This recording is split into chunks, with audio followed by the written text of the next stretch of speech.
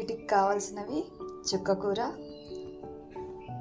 3 కట్టలు, ఉల్లిగడ్డలు 1/2 కేజీ, 2 పచ్చిమిర్చి, 100 గ్రాముల రొయ్యలు. ముందుగా స్టవ్ మీద కళాయి పెట్టాలి. సరిపడినంత నూనె పోయాలి. నూనె వేడెక్కిన తర్వాత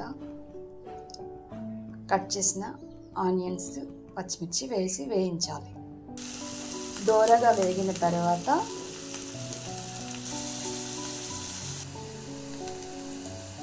ఇప్పుడు అల్లం వెల్లిపాయ పేస్ట్ వేయాలి.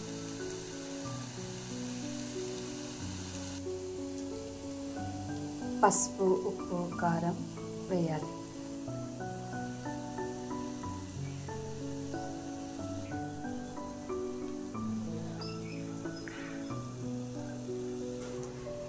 ఇప్పుడు రొయ్యలు వేసి వేయించాలి.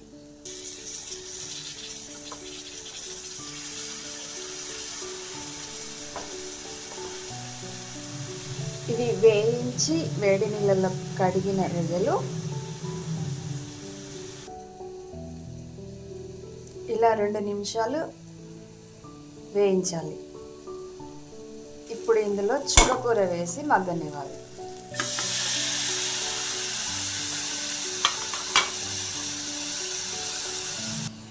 చుక్కకూర చాలా తొందరగా ఉడుకుతుంది.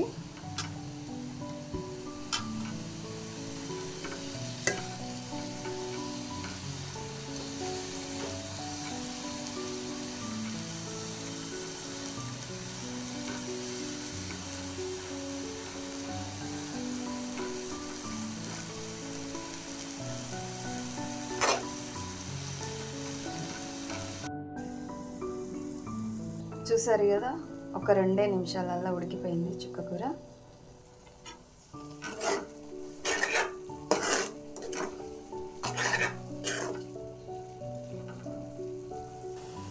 కాస్త నూనె పైకి తేలేంత వరకు ఉంచేసి దించేయాలి.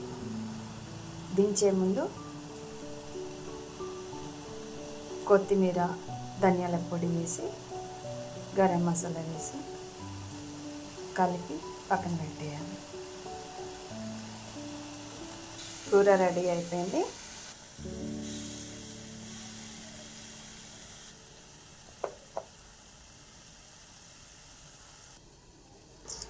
నాన్ వెజ్ కూరలకి కొంచెం కసూరి మెంతి వేస్తే చాలా బాగుంటుంది.